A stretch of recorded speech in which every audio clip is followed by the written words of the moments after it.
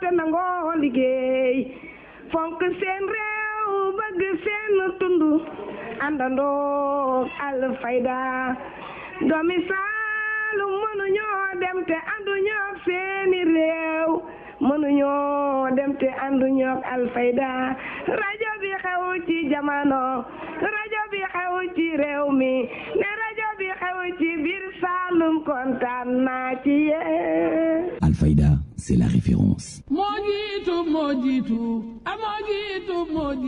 rajo Alfayda moo jiitu. yaa jiitu rajo Alfayda yaa jiitu. waay fii ci Saalum moo jiitu ndukumaanit moo jiitu nu dem ba Gambi moo jiitu. yaa jiitu rajo Alfayda yaa jiitu. jam jaañi bi Saalum dina jaañi bi Saalum sikar saangi bi Saalum ngor gaangi bi Saalum rajo Alfayda moo jiitu. maa ngi déglu fii rajo bi nga xam ne daal moo sagal ndukumaan moo sagal Sénégal Alfayda ngi 90.1 sama xarit baa ngi nii. Alfayda FM 90.1.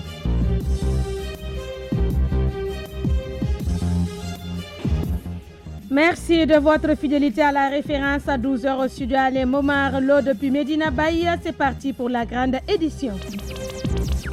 La communication au sein de la mouvance présidentielle après l'appel lancé par le chef de l'État. Le sujet est au cœur des débats à Kaolack. Un reportage à suivre dans ce journal. Gestion des inondations à Kaolack. Serigne Mboup tire un bilan positif de son élan de solidarité.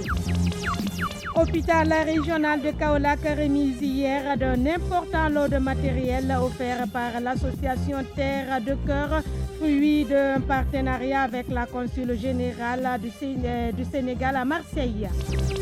Lutte contre le cancer, octobre rose se poursuit à Kaolack avec des journées de dépistage organisées par l'association des femmes leaders de Kaolack Horizon 2030. Puis l'actualité ailleurs dans le monde, la page sportive et la revue des quotidiens mettront fin à ce journal. Bonjour et bienvenue. Le journal. Fatoumata Kamara Bangoura. Avec la conduite technique de Kodusek Keneme, bonjour et encore bienvenue dans cette édition.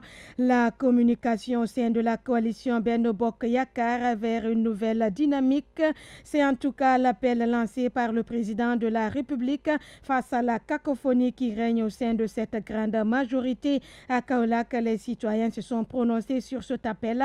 Reportage Cherti Yansar. La communication du gouvernement ou de la majorité présidentielle fait encore débat ce week-end. Le président de la République, Macky Sall, a invité ses partisans de la coalition Benno Bokk Yakaar autour d'un séminaire à une meilleure harmonisation de la communication politique de la coalition. Un appel bien salué par certains Kaolackois rencontrés à l'image de Djidjak Faye. C'est une décision salutaire, mais cette dispersion-là de la communication n'est que la résultante de la grande dispersion que l'on a toujours constatée de cette mouvance présidentielle. Parce qu'à la base, cette mouvance présidentielle n'existe que de nom. Trouvé en train de discuter avec des amis au centre-ville de Kaolack, Tamsir Thiam pense qu'il y a beaucoup de cacophonie dans la communication du gouvernement. Pour ce qui concerne la communication du gouvernement, bien même je peux dire de la majorité, c'est une communication où les propos ne se convergent pas. Certains parlent de leur propre vécu ou même de leur propre entendement sur les questions. Le fait de les inviter à un atelier, ça permet davantage à l'État de mieux même vulgariser les réalisations du président. Cette communication, même selon lui, doit avoir un soubassement avec des discours convaincants. Bon, la communication, je pense, doit se fonder sur des arguments, sur des faits réels, mais ça ne doit pas être une communication basée sur le partenariat. A rappeler, depuis l'accession du président Macky Sall à la tête du pays, l'on a constaté beaucoup de départs ou limogeages de conseils en communication. C'est le cas de Souleymane Jules Diop, Abou Abel Thiam, Abdou Latif Koulibaly, Yaham Mbaye, El Haji Kassé, Ibrahim Mondoy et enfin Seydou Gueye, nouveau chargé de communication. Est-ce un manque de compétences ou joue-t-il simplement un rôle de figuration? Cher Tidiane Sarr, que dire à présent de la gestion des inondations dans la capitale du Saloum? Le président Serigne Mboup et son mouvement And Defal Kaolack ont procédé à l'évaluation de l'aide apportée aux populations sinistrées ces 2 derniers mois. Au total, plus de 200 000 familles ont bénéficié d'appui du candidat à la mairie de Kaolack qui se dit satisfait de ce programme. Serigne Mboup interrogé par Cher Babacar Dieng. Aujourd'hui, on était venu pour évaluer ce qu'on avait fait. Vous vous rappelez qu'il y avait des inondations ici à Kaolack et que nous avons vu l'opportunité de faire un programme qu'on a appelé And Defar Kaolack et aussi Ndimbal na ci fekk loxol borom. Et ça, on a eu vraiment satisfaction. Donc c'est ça qu'on a fait. Et maintenant, on a pensé aussi l'objectif de voir qu'est-ce qu'on peut faire. Nous, on aura un programme économique, politique toute l'année 2020 pour montrer à la population, même si on ne gère pas la commune, même si on ne gère pas l'institut, avec la population ensemble, on peut faire des actions qui peuvent être utiles pour la population directement. Il y aura pour les jeunes, pour les Serigne Dara, pour les AIC. Dès qu'on a la commune, je peux vous rassurer qu'on ne le trouve plus. Parce qu'on a constaté que ce n'est pas difficile. Parce que ce qui se passe, on a mis des canaux, mais l'eau ne circule pas. Pourquoi l'eau ne circule pas? On déverse beaucoup d'ordures dedans. Parce qu'aujourd'hui, Kaolack, on n'a pas encore une bonne collecte d'ordures. Dès qu'on a un bon traitement d'ordures, ça va disparaître. Deuxième fois, on essaie de travailler pour niveler. C'est vrai que de temps en temps, on nous dit dans la politique, ne dis pas ce que tu fais. Si aujourd'hui, c'est pour la population, dites-le tout de suite. Si demain même le maire le fait, c'est bien. On ne peut pas dire que moi je veux briguer la mer et je ne donne pas les idées. Nous, les idées qu'on a, on les sort tout de suite. Je pense que si d'ici l'hivernage, les élections se passent, nous, on peut garantir aux Kaolackois que nous allons vaincre l'inondation en interne. C'est vrai qu'on a besoin de l'appui de l'État, mais nous pensons que les Kaolackois qui ont construit leur maison, les Kaolackois qui ont acheté leur terrain, les Kaolackois qui roulent avec les voitures, qui vivent avec eux, ensemble, si on adopte on peut régler le problème. Et je sais que si aujourd'hui on commence à régler le problème, l'État forcément va venir. On l'a vu, l'exemple de Touba. Le président Macky Sall l'a dit quand il a vu l'université, on est allé très vite, il s'est pris l'engagement en disant que l'année prochaine, il va faire tout pour Touba n'aura pas ça. C'est pour ça qu'aujourd'hui, nous pensons que nous, Kaolack, qui est une ville économique, une ville religieuse, ensemble, avec l'appui de tout le monde, on peut régler le problème. Vous l'avez entendu, le président Serigne Mboup promet de régler les problèmes d'inondation une fois à la tête de la mairie de Kaolack. Au cours de cette même rencontre, Serigne Mboup a promis également d'apporter son soutien à la presse locale dans le but d'améliorer les conditions de travail des journalistes. Réécoutons-le. Je profite de l'occasion pour parler même pour les journalistes. Vous avez vu ce qui est passé dernièrement et c'est quelque chose qui est passé dans les bonnes conditions parce qu'on vous a donné une voiture de sécurité et alhamdoulilah, à part le bon Dieu, c'est ça qui a sauvé. Parce que de temps en temps, on dit qu'une voiture qui peut toucher même un arbre, la voiture c'était carcasse. C'était une voiture bonne. Et ça, j'ai dit que c'est une réflexion qu'on va faire. Et dans le but de faire j'ai dit que pourquoi pas, on ne regroupe pas. Et nous-mêmes, la chambre de commerce, on écrit tous les organes de presse que vous travaillez. Et il est possible que la chambre vous appuie en subvention, que vous avez une voiture pour vous, pour que vous pouvez déplacer ensemble. Ça, il n'y a pas de problème, on va se réfléchir. Et même de vous trouver des locaux que vous pouvez s'épanouir tranquillement en travaillant dans les bonnes conditions au lieu de rentrer chez vous pour faire des montages et tout ça. Comme ce que j'ai dit, on ne peut pas vous aider sans que vous ne venez pas. Donc je pense que très bientôt, je vais essayer après de vous inviter à un déjeuner ou bien à un bon cocktail, qu'on essaye avec vous ensemble pour que les journalistes puissent voyager dans les bonnes conditions. Et Inch'Allah, on va essayer de le faire qui sera un premier accord. Direction le Fouladou, là-bas on parle de lutte contre la corruption. L'OFNAC sensibilise les populations à travers un CDD d'écoute et de partage d'informations sur les missions de l'office. Les détails avec Amadou Ndour du département des enquêtes de l'OFNAC, propos recueillis par Babacar Diouf. Le CDD de ce jour avait juste pour objectif de réunir les masses, parmi lesquelles les élus locaux, les autorités administratives, les populations de tous bords, pour les sensibiliser davantage sur les missions de l'OFNAC. Effectivement, au sortir de cet atelier, il m'est apparu que beaucoup ont bien apprécié, vu un peu les réactions. J'estime qu'à mon niveau, le message est bien passé et qu'il va nous servir aussi de relais par rapport aux populations pour qu'ils comprennent davantage cette mission très importante de l'office. Mais on reçoit des déclarations concernant les maires, mais je trouve que parfois ils ont une mauvaise compréhension plus ou moins difficile de cette notion d'assujetti, surtout par rapport aux critères financiers. Je sais qu'il y a deux critères qui sont posés. Il y a le critère institutionnel et le critère critères financiers. Les critères financiers, comme ce ne sont pas des institutions, donc ils entrent dans l'autre critère, c'est-à-dire les critères financiers. Les critères financiers, il est établi que donc c'est des montants de l'ordre de 1 milliard de lapsus. La plupart des maires sont vraiment réticents parce qu'ils estiment que leur budget n'avoisine pas ce milliard. Mais ils oublient qu'il est compris dans ce milliard les ressources issues de tous bords. Notamment, on peut avoir des ressources qui proviennent des partenaires financiers. Ensuite, des ressources qui sont liées au foncier. Mais le cumul peut quand même atteindre 1 milliard. En vérité, ils sont assujettés et ils doivent faire leur déclaration de patrimoine. Je pense bien qu'au sortir de cet atelier, ils auront une meilleure lecture parce qu'il y avait des appréhensions et ça a été soulevé lors des débats. Croyant que l'OFNAC était un appareil de répression, tous ces équivoques ont été levés par rapport à ces notions aux missions de l'OFNAC et ils l'ont manifesté qu'au sortir d'ici, ils vont quand même davantage œuvrer dans le sens voulu par l'OFNAC, c'est-à-dire sensibiliser les masses pour que cet outil soit le leur pour qu'on passe à cette gestion sobre et vertueuse. Vous suivez le journal. Un important lot de matériel médical réceptionné ce lundi à l'hôpital régional Elhadji Ibrahima Niasse de Kaolack, dont de l'association Terre de Cœur en partenariat avec la consul générale du Sénégal à Marseille, Madame Yandé Ndiaye, à ses propos au micro de Cher Tidiane Diagne. Le sens de la cérémonie ne peut être que remettre l'humain au cœur de toute action. Tout ce qu'on peut faire et tout ce qu'on a dans la vie, si on ne reconsidère pas l'humain, améliorer le bien-être de l'humain, je pense qu'on est à côté de l'essentiel. Cette action puisse avoir lieu. En l'occurrence, le président Baba Ndiaye, Madame la directrice et l'association Terre de Cœur, l'hôpital à Timone et tous les acteurs, le personnel médical avec qui j'ai maintenant l'habitude de coopérer, de travailler. Et donc, tout ça fait que c'est un ensemble. Comme on dit, c'est en équipe qu'on gagne. Une seule personne ne peut rien faire. Moi, toute seule, toute la volonté que j'aurais à venir à Kaolack aider, je n'aurais jamais pu faire tout ça tout seul. Et toute la préparation en amont a été effectuée par l'équipe Terre de Cœur sans vraiment ma présence physique. La plupart du temps, je bouge beaucoup, mais on est régulièrement en contact téléphonique, en mail, et tout s'est bien passé jusqu'au jour où Eric Dola, le docteur Dola, m'a dit ouf, on vient de cadenasser le conteneur, ça y est, ça part pour Dakar.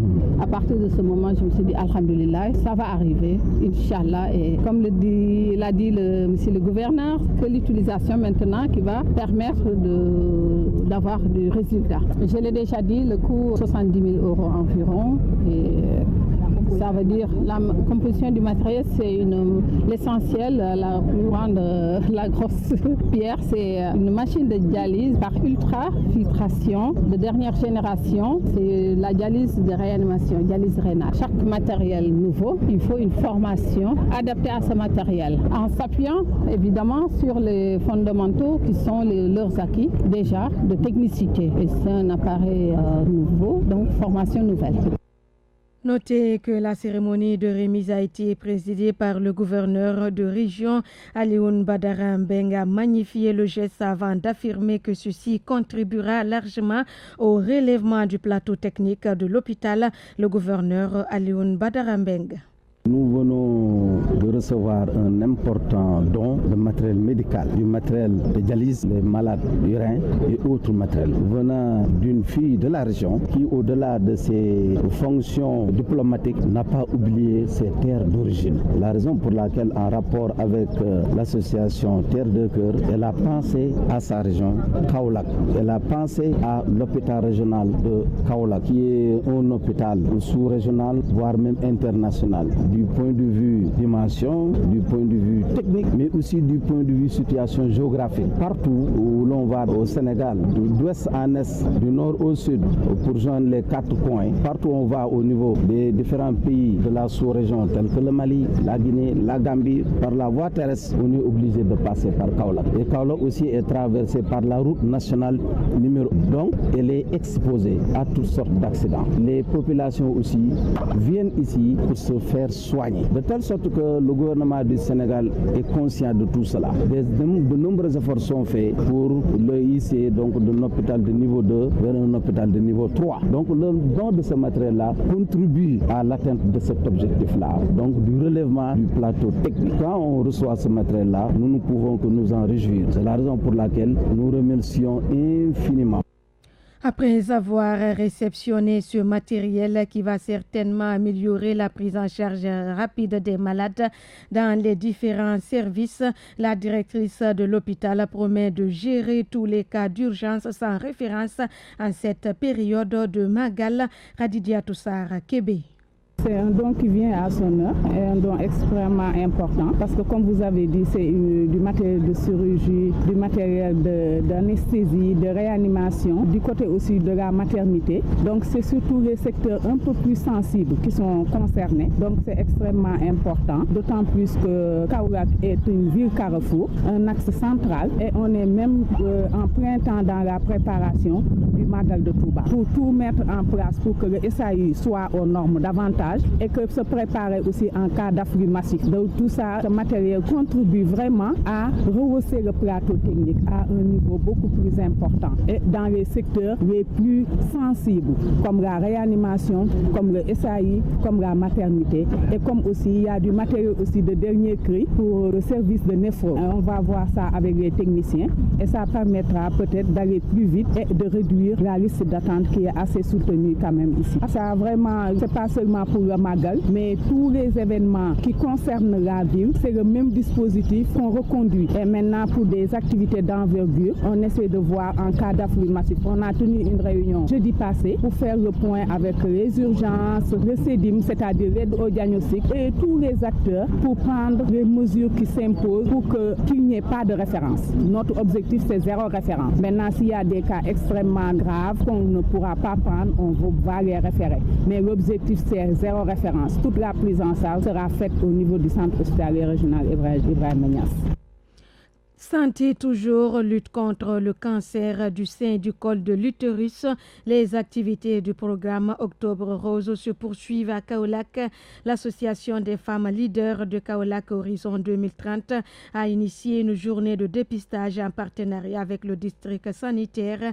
Les précisions avec Madame Dioufoko Douyoum, sage-femme interrogée par Cher Babakardien. Nous sommes venus ici aujourd'hui pour la journée de dépistage du cancer du col de l'utérus et du sein, organisée par l'association des femmes leaders de Kaolack Horizon 2030. Nous sommes là au nom de notre médecin-chef de district, Dr Yensek, qui nous a demandé de venir le représenter et d'appuyer techniquement cette association qui est là pour aider les femmes à se faire dépister. On sait très bien que le mois d'octobre est dédié à la lutte contre le cancer du col. C'est pour cela que quand l'association nous a saisis, nous n'avons pas hésité à venir les appuyer. Parce que nous-mêmes, nous avons des plans, nous avons élaboré un plan de lutte contre le cancer du col de l'utérus et du sein pour le mois d'octobre. Ce qui fait que nous se déplaçons tous les samedis vers les postes de santé pour pouvoir aider les femmes à accéder à ce dépistage gratuitement. Aussi, nous avons des partenaires qui nous appuient, comme le partenaire qui a appuyé ce groupe femmes leaders qui est MSI, mais aussi nous avons un autre partenaire qui s'appelle le programme Show, qui est ici au niveau de Kaolack, qui œuvre pour la santé de la mère et de l'enfant. Donc vraiment, nous saluons l'initiative de ce groupe femmes leaders et nous les encourageons à continuer de l'avant parce que tout à l'heure, quelqu'un a dit que leurs objectifs, ce n'est pas uniquement d'aider les femmes à se dépister, mais également ils ont d'autres objectifs pour amener la population de Kaolack et surtout les femmes à avoir une bonne santé. Au moins, on a 19 sages-femmes ici parce qu'au niveau de la commune de Kaolack, on a 19 postes de santé et presque tous les sages-femmes de ces postes de santé sont au niveau de ce site de dépistage. Mais il y a également d'autres qui sont venus de la zone rurale, comme le poste de santé de Ngoj et de Sibasso aussi. Les sages-femmes sont là, plus la coordinatrice de la santé de la mère et de l'enfant. Depuis qu'on a démarré, on a des femmes qui sont suspectées et on aimerait les accompagner jusqu'à ce qu'on puisse savoir est-ce que réellement elles sont atteintes du cancer ou non. Donc ça aussi, on a des objectifs à l'avenir. Après l'Octobre Rose, toutes les femmes qui ont été suspectées seront rassemblées au niveau du district sanitaire. Il y avait des journées qui étaient organisées, mais cette fois-ci, c'est bien encadré par le BC et on prend ça avec nos deux mains pour aider ces femmes à faire le suivi. Venu prêter main forte aux femmes leaders dans cette lutte contre le cancer, le leader de la Prodel, Moussa Fall, a salué la gratuité de la chimiothérapie, entre autres avancées notées pour l'éradication de cette maladie particulièrement meurtrière. Moussa Fall, que nous écoutons. La lutte contre le cancer du col de l'utérus, au-delà des actions que le président de le gouvernement du Sénégal a menées depuis le 1er octobre, la chimiothérapie est inscrite comme une gratuité aujourd'hui, une réalité au Sénégal pour la prise en charge. On se félicite d'abord de l'action du gouvernement du Sénégal d'avoir pris en charge cette maladie. Le combat continue sur la sensibilisation, sur la prise en charge au niveau local, mais aussi sur l'information sur la maladie. C'est extrêmement important. C'est la raison pour laquelle je suis là pour accompagner l'événement. Je suis très fier aujourd'hui de voir que des femmes engagent pour éradiquer cette maladie qui a beaucoup porté atteinte au développement économique et social du Sénégal. Parce que le taux était inquiétant. Moi, personnellement, j'ai travaillé dans ce sens. J'essaie les évacuations, les prises en charge, les problèmes. Si on voit un groupe de femmes qui s'activent dans ce domaine, je crois que c'est une fierté pour nous tous. Alfayda FM. Saint-Louis, le projet d'intercommunalité vers une concrétisation après la rencontre des responsables du conseil départemental et des 5 communes du département. On peut dire que le processus avance dans de bonnes conditions. Des avancements salués par l'adjointe au maire de Saint-Louis, Aïda Mbaïdien, au micro de Bara Diop. Nous, collectivités territoriales du département de Saint-Louis, c'est-à-dire les 5 communes et le conseil départemental, nous étions en discussion depuis déjà plusieurs mois et nous sommes arrivés aujourd'hui à une étape décisive parce que nous avons pu savoir ce que nous allons faire et très prochainement nous allons installer une structure de notre intercommunalité. Je sais que toutes les communes de conseil départemental avaient voulu cela depuis très longtemps. Nous l'avons très bien compris et peut-être que c'est actuellement que c'est plus facile parce que d'abord le département est inscrit dans une zone durable, ville durable Saint-Louis et son agglomération, mais aussi parce que nous avons un projet en commun, surtout par rapport à l'évacuation des déchets, et nous avons également l'ancrage de la communauté, et nous pensons que nous allons avoir une structure très forte, mais une structure pérenne. C'est surtout d'avoir des textes qui ne sont pas très clairs, mais heureusement que nous nous sommes dit qu'on va faire une dernière réunion pour peaufiner, pour avoir un même entendement, une même compréhension et une ligne droite pour pouvoir partir sur de bases très solides. Justement, notez que ce projet de coopération territoriale entre le conseil départemental de Saint-Louis et ses 5 communes, préconisé dans le cadre du projet de gestion des eaux pluviales et l'adoption au changement climatique, est une nécessité, selon le directeur général de l'ARD, Ousmane Sow. Répond à un besoin ressenti aujourd'hui, on peut dire, par tous les acteurs territoriaux. Au début, ce fut un projet suscité par le PROJEP dans le cadre, en tout cas, de la thématique changement climatique et des villes durables. Et nous avons pris l'option de construire cette intercommunalité entre les collectivités sur la base d'une bonne appropriation. Nous avons tiré les leçons de l'intercommunalité par le passé et nous avons compris que pour engager un tel processus, il fallait changer dans le mode de leadership, d'abord d'animation du processus, mais également d'alimenter en termes de contenu le débat entre les acteurs. C'est ce que l'ARD a essayé de faire avec l'appui de l'ADM dans le cadre du projet et en bonne intelligence avec les élus locaux qui ont été choisis pour représenter leur collectivité dans ce processus-là. Et nous avons cheminé depuis plus d'1 an pour faire toute cette étape donc de sensibilisation, d'information, de renforcement de capacités pour qu'on parle le même langage, pour qu'on comprenne un peu les enjeux. Aujourd'hui, il fallait faire cette rencontre qui constitue une étape charnière pour la formalisation, en tout cas de la forme de regroupement de cette coopération entre les collectivités. Nous restons à Saint-Louis pour un autre aspect de l'actualité. Il s'agit de la sécurité alimentaire des élèves à travers des cantines scolaires. Le coordonnateur du projet prône pour le choix exclusif des produits locaux afin de minimiser les coûts et améliorer la qualité. Amadou Souaré, interrogé par Bara Diop. Une des préoccupations du gouvernement exprimée à travers le paquet, c'est de dire qu'aujourd'hui, il y a beaucoup d'organisations qui appuient l'État du Sénégal dans le domaine des cantines scolaires. C'est déjà bien, même si ce n'est pas suffisant. Aujourd'hui, il y a beaucoup d'organisations qui appuient, mais la plupart des aliments qui sont distribués, ce sont des aliments importés. Or, si on veut parler de durabilité, de pérennisation, il faut forcément que les aliments qui sont distribués au niveau des cantines scolaires soient d'origine locale pour que les organisations qui gèrent ces cantines-là puissent gérer l'approvisionnement. Parce que si vous devez demander à ces organisations d'acheter des aliments aux États-Unis ou ailleurs dans le monde, ça pourrait être compliqué. Donc c'est pas une question que les aliments locaux sont meilleurs ou sont pas meilleurs, mais c'est pour une question de pérennisation et de durabilité. Il faut travailler à ancrer les CGE dans l'approvisionnement en aliments locaux. Actualité internationale. L'actualité hors de nos frontières nous mène d'abord en Guinée où plusieurs manifestations ont eu lieu ce lundi à Conakry et à l'intérieur du pays contre le projet d'une nouvelle constitution. Des morts et des blessés ont été enregistrés. C'est le premier élément de cette série de brèves réalisées par nos partenaires de la Voix de l'Amérique. En Guinée, les manifestations contre un troisième mandat pour le président Alpha Condé ont paralysé hier Conakry, la capitale. Les banques, les stations-service et plusieurs boutiques sont restées fermées toute la journée. Dans plusieurs quartiers, des jeunes et les forces de l'ordre se sont affrontés. Selon l'AFP, au moins 4 jeunes manifestants et un gendarme ont été tués. Le gouvernement a pour sa part fait état d'un gendarme tué par balle dans la ville de Mamou à l'est de Conakry et d'un habitant tué dans la capitale dans des circonstances qui, je cite, reste à élucider. L'ONU et l'ONG Amnesty International ont dit redouter une escalade. Actualité internationale.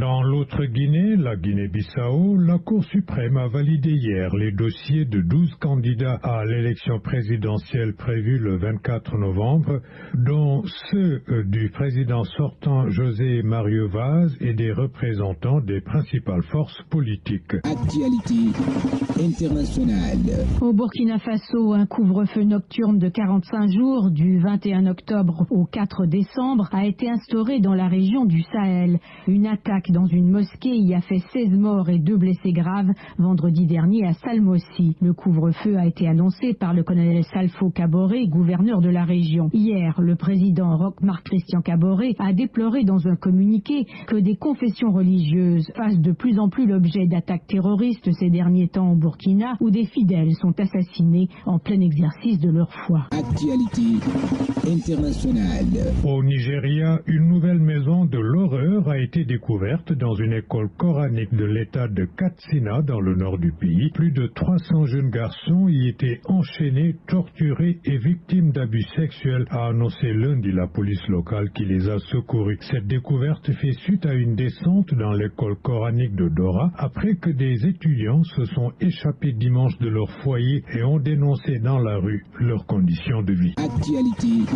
internationale. En Tunisie, Kaïs Sayed, proclamé hier vainqueur de la présidentielle, peut être qualifié de novice en politique. Spécialiste du droit, il prône une révolution dans le strict respect des lois. Actualité internationale.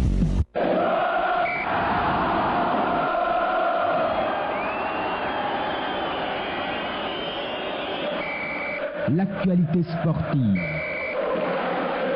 Ou un autre tour d'horizon signé par Monsieur Sport Moussa Kana. Bonjour. Bonjour Fatoumata et bienvenue dans cette page sportive que nous démarrons avec la composition finale des 12 groupes des éliminatoires de la CAN 2021. À l'issue des tours préliminaires dans le groupe A, on retrouve Mali, Guinée, Namibie et Tchad. Poule B, Burkina Faso, Ouganda, Malawi et Soudan du Sud. Groupe C, Ghana, Afrique du Sud, Soudan, Sao Tomé et Principe.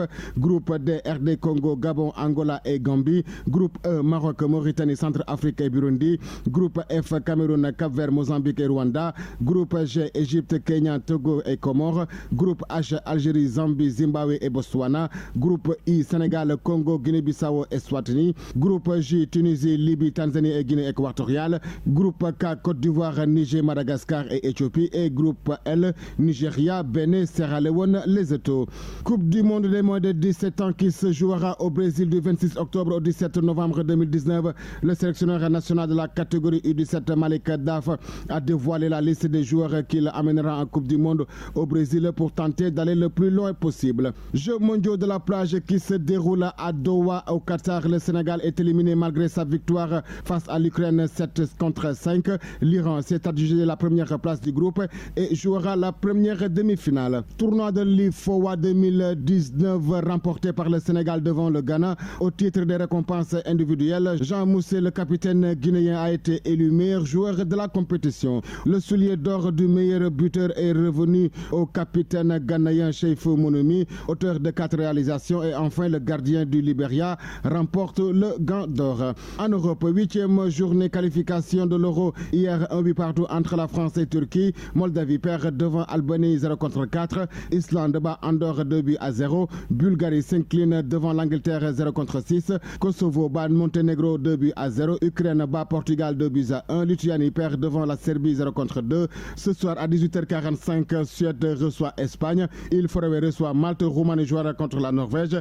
Finlande jouera contre l'Arménie à 16h. Grèce jouera contre Bosnie-Herzégovine à 18h45. Liechtenstein jouera contre Italie. Voilà Fatoumata, ce qui referme cette page sportive. Merci de l'avoir suivi. Et excellente suite de programme sur la 90.1. La revue de presse. L'Obs Pop Place, Le Soleil, Sud Quotidien, Walf le matin.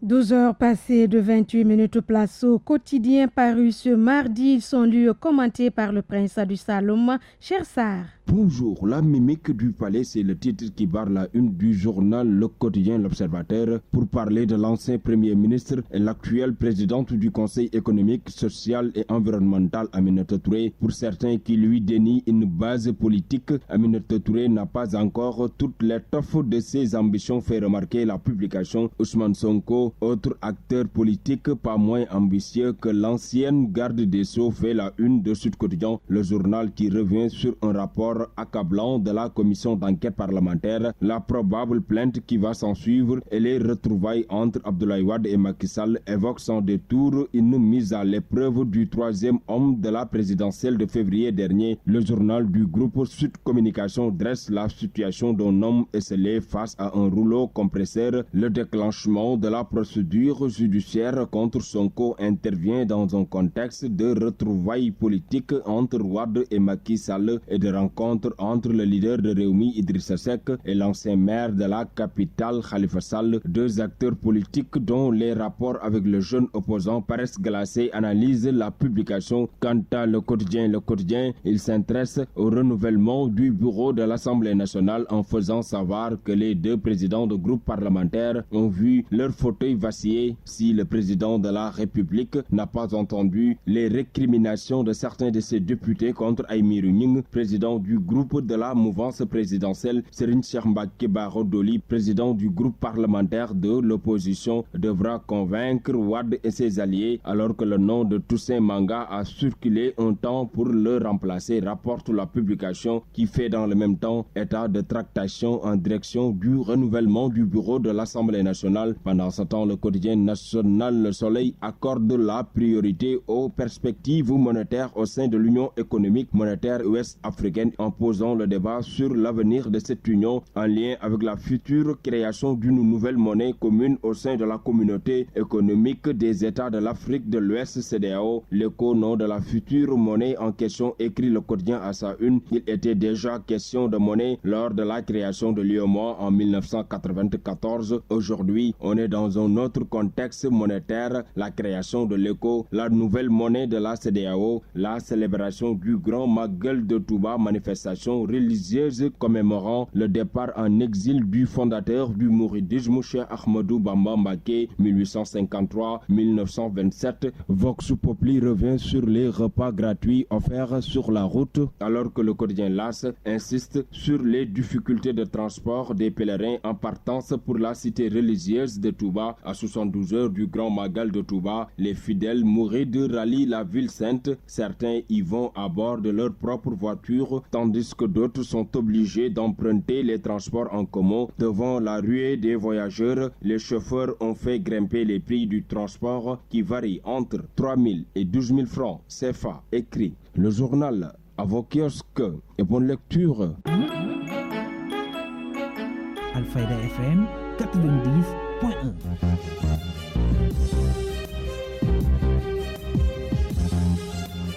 Et voilà, cher Tidiane Sarr, merci pour la dernière note de cette édition. L'information revient à 13h en Wolof avec Ndeye Radi Sadio. Avant de vous quitter, le rappel des titres. La communication au sein de la mouvance présidentielle après l'appel lancé par le chef de l'État. Le sujet est au cœur des débats à Kaolack. Gestion des inondations à Kaolack, Serigne Mboup tire un bilan positif de son élan de solidarité. Hôpital régional de Kaolack remis hier d'un important lot de matériel donné par l'association Terre de Cœur, fruit de partenariat avec la Consul générale du Sénégal à Marseille. Lutte contre le cancer, Octobre Rose se poursuit à Kaolack avec des journées de dépistage organisées par l'association des femmes leaders de Kaolack Horizon 2030. L'actualité ailleurs dans le monde, la page sportive et la revue des quotidiens ont mis fin à ce journal, une édition réalisée par Ndeifatou Cissé. Sous la conduite technique de Kodusek Kineme, nous vous disons merci de votre fidélité à la 90.1. Le journal. Fatoumata Kamara Bangoura. Bienvenue. Vous nous écoutez sur le www.radioalfayda.net. Alfayda.net. Alfayda.net.